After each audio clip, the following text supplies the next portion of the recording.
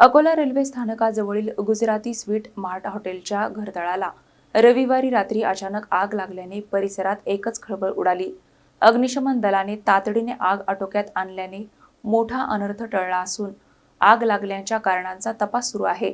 Akola railway स्थानकाजवळील मुख्य रस्त्यावरील Gujarati sweet mart या हॉटेलच्या तळघराला रविवारी रात्री सुमारे 10 वाजण्याच्या सुमारास अचानक आग लागली।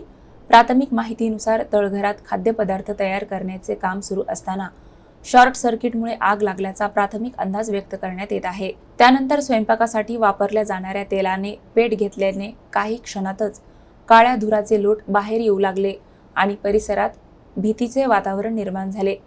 घटनेची माहिती मिळताच अग्निशमन विभागाचे पथक तातडीने घटनास्थळी दाखल झाले आणि वेळीच आग आटोक्यात आणली।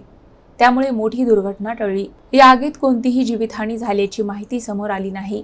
आग नेमकी कशामुळे लागली, शॉर्ट सर्किटच कारण होते का, याचा सखोल तपास अग्निशमन विभागाकडून सुरू असून अहवालानंतरच नेमके कारण स्पष्ट होणार आहे। शॉर्ट सर्किट के कारण पीछे अपना या माल चलते हम समझा का चोरी उधर काय की वजह से लग गई? शॉर्ट सर्किट इलेक्ट्रिक भट्टी थी, वो भट्टी के अंदर तेल था, तो उसमें शॉर्ट सर्किट से भट्टी ने आग पकड़ा, वो फाइल ने उससे तेल जल गया।